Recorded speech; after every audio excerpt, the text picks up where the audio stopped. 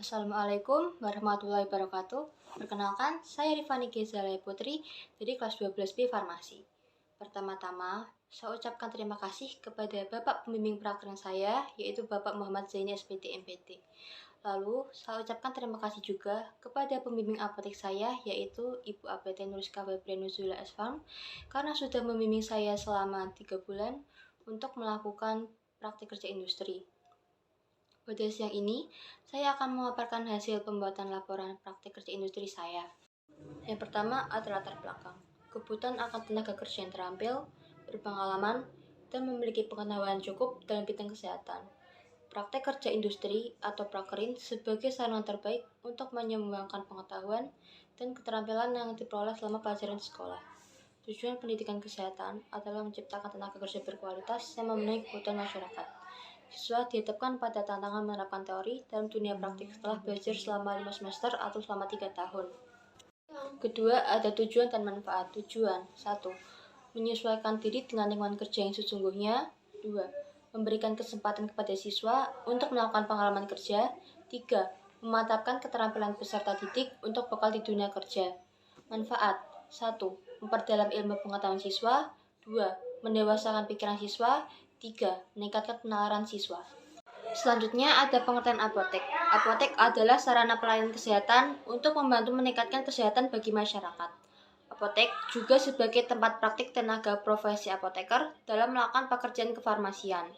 Pekerjaan kefarmasian menurut Ketentuan Umum Pasal 1 dalam Undang-Undang RI Nomor 23 Tahun 1992 tentang kesehatan adalah pembuatan termasuk pengendalian mutu sediaan farmasi, pengamanan, pengadaan, penyimpanan, dan distribusi obat, pengelolaan obat, pelayanan obat atas resep dokter, pelayanan informasi obat serta pengembangan obat, bahan obat, dan obat tradisional. Tugas dan fungsi apotek.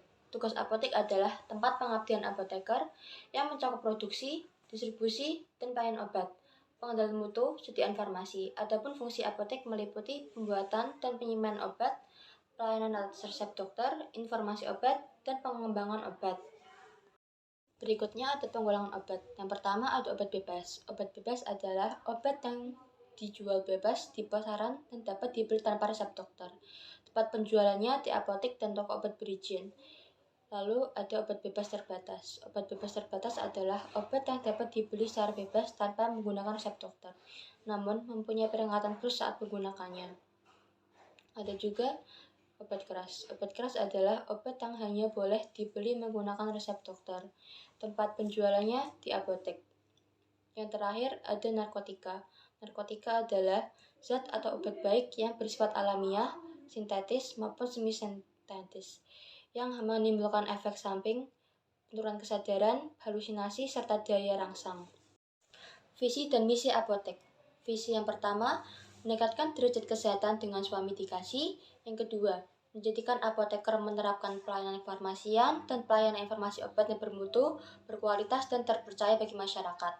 Misi apotek yang pertama, menciptakan suasana aman dan nyaman baik bagi konsumen maupun tenaga kerja. Yang kedua, melaksanakan pelayanan kefarmasian yang tepat, cepat, dan informatif dengan menerapkan konsep pharmaceutical care secara profesional. Yang ketiga, mengevaluasi kinerja di apotek secara rutin dan menyeluruh serta senantiasa melakukan perbaikan. Pengelolaan barang ada 4. Yang pertama, perencanaan barang. Dalam membuat perencanaan pengadaan sediaan farmasi, alat kesehatan, perlu diperhatikan pola penyakit, pola konsumsi, budaya, dan kemampuan masyarakat. Tujuan dari perencanaan adalah agar proses pengadaan obat atau produk farmasi yang ada di apotek menjadi lebih efektif dan efisien sesuai dengan anggaran yang tersedia. Yang kedua, ada pengadaan barang. Kegiatan yang bertujuan agar tersedia sediaan farmasi dengan jumlah dan jenis yang cukup dengan kebutuhan pelayanan. Pengadaan yang efektif merupakan proses mengatur berbagai cara, teknik, dan kebijakan untuk membuat keputusan tentang obat-obatan yang akan diadakan, baik jumlah maupun sumbernya. Ketiga, penerimaan barang. Penerimaan adalah kegiatan untuk menjamin kesesuaian jenis, spesifikasi, jumlah, mutu, waktu penyerahan, dan harga yang tertera dalam kontrak atau pesanan. Penerimaan merupakan kegiatan verifikasi penerimaan atau penolakan, dokumentasi, dan penyerahan yang dilakukan dengan menggunakan checklist yang sudah disiapkan untuk masing-masing produk. Yang keempat, penyimpanan barang. Obat atau bahan obat harus disimpan dalam wadah asli dari pabrik Pada harus memuat nama obat, nomor batch, dan tanggal kadaluarsa. Semua obat atau bahan obat harus disimpan dalam kondisi yang sesuai sehingga terjamin keamanan dan stabilitasnya. Sistem penyimpanan dilakukan dengan menggunakan ketersediaan dan indikasi obat. Pengelolaan obat melakukan sistem FIFO dan FIFO. Berikut ini adalah gambar struktur organisasi di Apotek Cinta Sehat. Kerja. Waktu pelaksanaan praktek kerja industri atau prakerin di Apotek Cinta Sehat yang beralamat di Jalan RMP Sosro Kartono, RT 36 RW 7, Kecapi, Kecamatan Tahunan, Kabupaten Jepara. Shift pagi dimulai pukul jam 8 pagi sampai jam 2 siang, dan shift siang dimulai pukul jam 1 siang sampai jam 7 malam.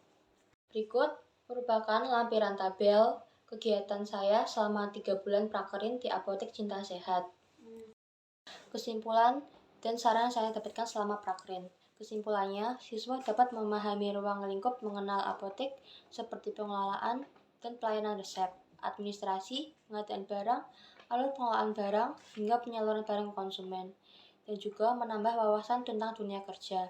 Sarannya yaitu, siswa harus lebih paham lagi tentang farmakologi obat, indikasi obat, dan tentang aturan pakai. Siswa juga harus lebih ramah lagi terhadap pelanggan. Berikut adalah lampiran gambar yang ada di Apotek Cinta Sehat.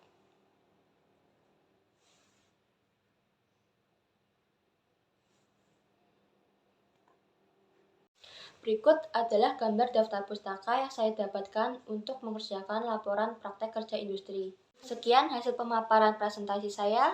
Jika ada kekurangan kata dan kesalahan saya minta maaf sebesar-besarnya. Terima kasih. Assalamualaikum warahmatullahi wabarakatuh.